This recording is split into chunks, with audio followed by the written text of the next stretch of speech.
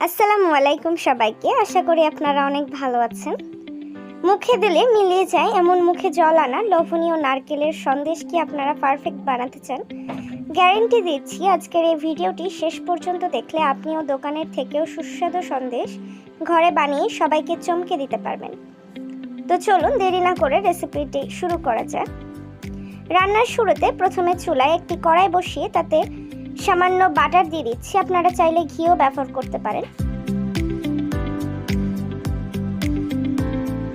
ভালোভাবে গরম করে নিয়ে তার মধ্যে ঢেলে দিচ্ছি কোরানো নারকেল। বাটারের সাথে নারকেলটাকে খুব ভালোভাবে নেড়েচেড়ে হালকা ভেজে নিতে হবে।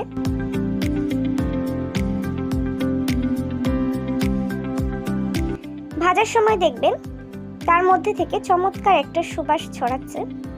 নারকেল সুন্দর ভাজা হয়ে গেলে কড়াই থেকে সব নারকেল তুলে একটি পাত্রে রেখে দিতে হবে।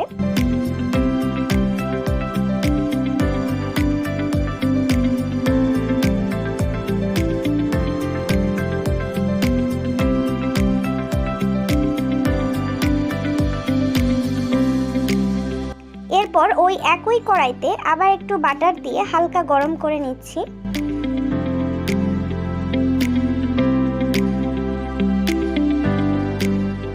এখন এর মধ্যে দিয়ে দিচ্ছি কুচানো কাজু বাদাম।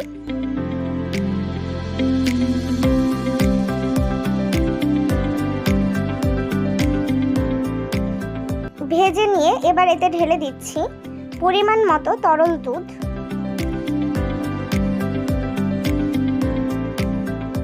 দুধটা শুধু একটু গরম করে বা ফুটিয়ে নিতে হবে।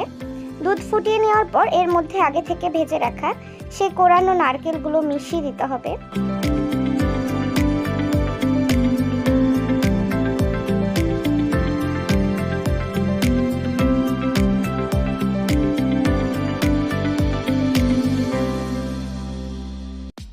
এখন কড়াইটি ঢাকনা দিয়ে ঢেকে কিছুক্ষণ সেদ্ধ হতে দিন, যাতে নারকেলের ভেতরে দুধ ভালোভাবে ঢুকে একদম নরম হয়ে যায়।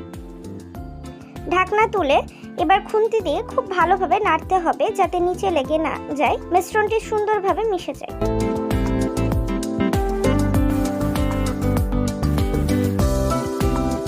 এবার এর মধ্যে দিয়ে দিচ্ছি পরিমাণ মতো চিনি।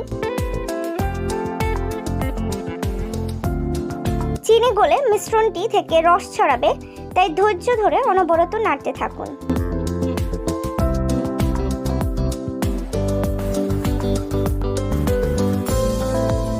মিশ্রণটি পারফেক্ট টেক্সচারে আনতে সামান্য গুঁড়ো দুধ মিশিয়ে খুব ভালোভাবে নাড়তে হবে, যতক্ষণ না এটি একদম শুকনো ঝরঝরে একটা ডোয়ের মতো হয়ে আসে।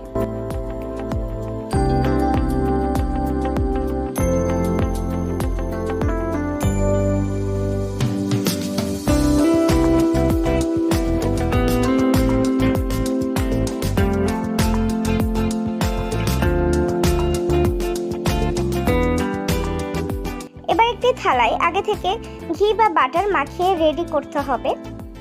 চুলা থেকে নামিয়ে সেই গরম মিশ্রণটি থালার মধ্যে ঢেলে হাত দিয়ে চেপে চেপে সমানভাবে চারিদিকে ছড়িয়ে দিচ্ছি।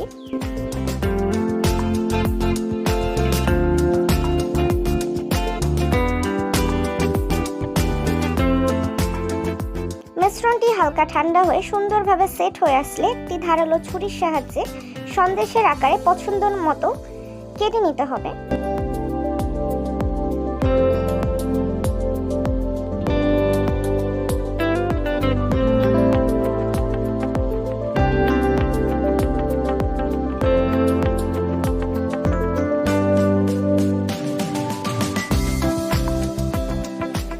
ব্যাস, আর তাতেই তৈরি হয়ে গেল আমাদের জিভে জলানা দারুণ স্বাদের নারকেলের সন্দেশ।